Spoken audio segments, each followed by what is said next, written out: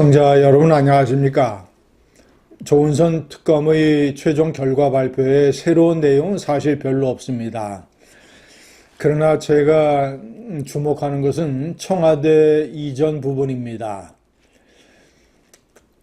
대통령실이 청와대에서 용산으로 이전을 했고, 그래서 용산 한남동에 대통령 관저가 마련이 됐고, 거기에 이제 주요한 국방장관이라든가 또는 합참의장 공관, 이런 공관들이 모여 있고, 그리고 용산 대통령 청사의 바로 옆에 국방부 청사가 있고, 이런 것들이 대통령과 군에 밀착에 기여를 했다.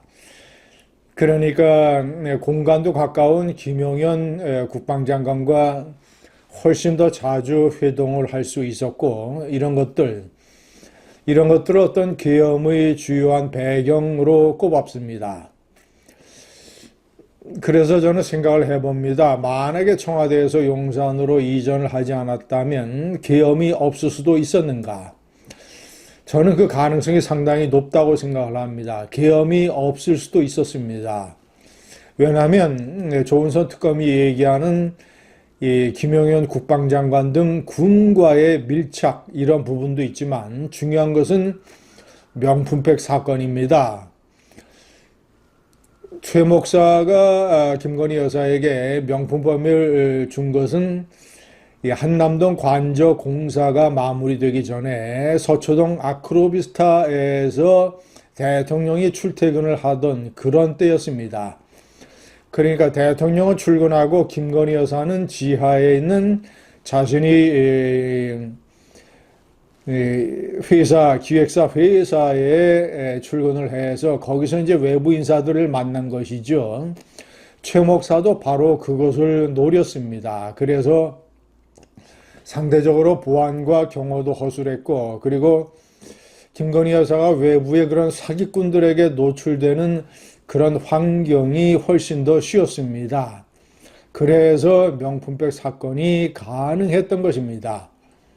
만약에 청와대에 있었더라면 김건희 여사가 그런 외부에 노출될 수 있는 환경이 더 어려웠을 것이고, 그리고 최 목사가 청와대를 뚫고 청와대 내에 깊은 곳에 있는 대통령 관저에 가서, 아니면 이 대통령 청사에 있는, 청와대 청사에 있는 김건희 여사의 집무실에 가서 그런 식으로 비밀 녹화를 하고 이런 것이 가능했겠는가? 저는 어려웠을 것이라고 봅니다. 김건희 여사가 본의 아니게 훨씬 더 그런 면에서 조심해야 할 수밖에 없는 그런 환경이 조성됐을 것으로 봅니다. 명품백 사건이 윤석열이 어떤 야당과 한동훈과 그리고 민주당 세력에게 반감을 가지고 이들을 싹 엎어버려야 되겠다라고 하는 생각을 굳히게 된 결정적인 사건입니다. 왜냐, 이것으로 인해서 도이치모터스 사건까지 다 소환이 되고 김건희 특검법이 전국의 주요한 이슈로 자리 잡았으면, 그리고 무엇보다도 총선 전에 한동훈 비대위원장이 윤석열에게 이 사건에 관해서 국민에게 사과를 해야 된다, 그래야 총선을 치를 수 있다라는 취지의 메시지를 전달을 해서 윤석열이 뚜껑이 열린 사건이기 때문입니다.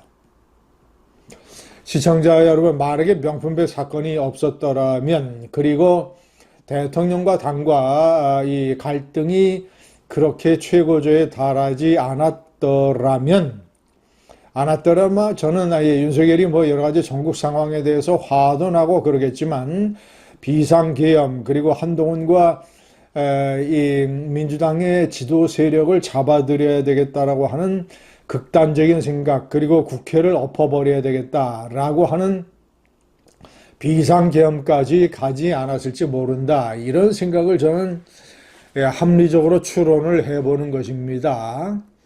그래서 명품백 사건이 없었더라면, 그러니까 청와대 이전을 하지 않았더라면 명품백 사건도 불가능했을지 모르고, 그러면 윤석열이가 여러 가지로 이제 통치상의 실수는 했을지 모르지만 그렇다고 해서 그렇게까지 당정 관계가 악화되고 그렇게까지 비상계엄에 의존하는 상황은 아니었을 수도 있다. 청와대 이전은 많은 사람들이 추측하고 이 합리적으로 생각을 하건대 무속인들의 영향을 받아서 김건희가 청와대 터를 재수없는 터라고 생각을 했을 것이고, 왜냐하면 대통령이 피살됐고 대통령이 탄핵됐고 대통령이 구속됐고 어떤 대통령은 바위에서 뛰어내리는 극단적인 선택을 하는 결말로 귀결된 장소라는 생각을 김건희 여사가 했을 테니까요. 당연히 이곳은 무속에 의존하는 김건희 여사의 생각으로는 굉장히 터가 재수없는 곳이고 이곳에서 옮겨야 되겠다라는 말을 윤석열에게 했을 것이고 윤석열도 동조를 했을 것이고 그래서 용산으로 갔을 것입니다.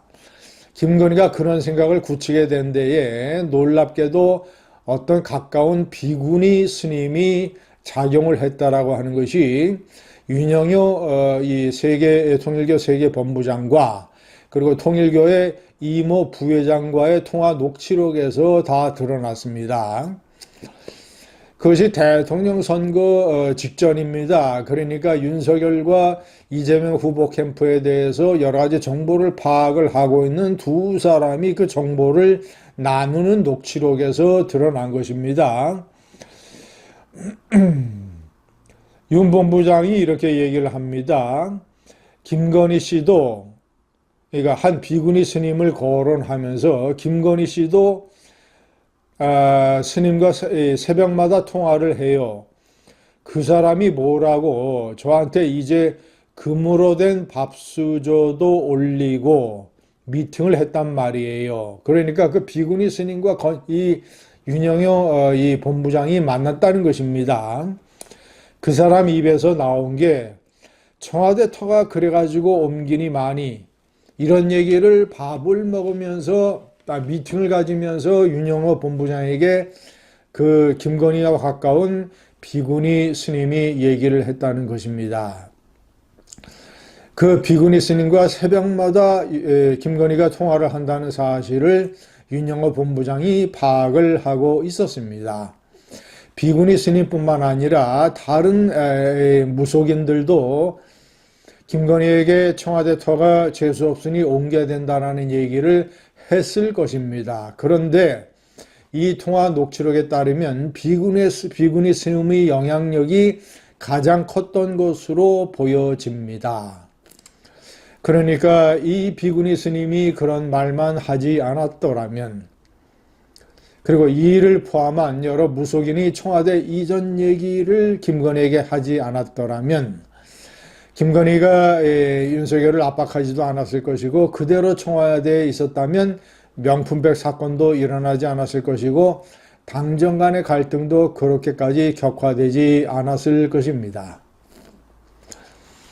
역사는 우발적이고 잘 알려지지 않는 사소한 디테일로 격동의 몸부림을 쳐왔습니다. 이번 일도 그런 일이 아닌가라는 생각이 듭니다. 감사합니다.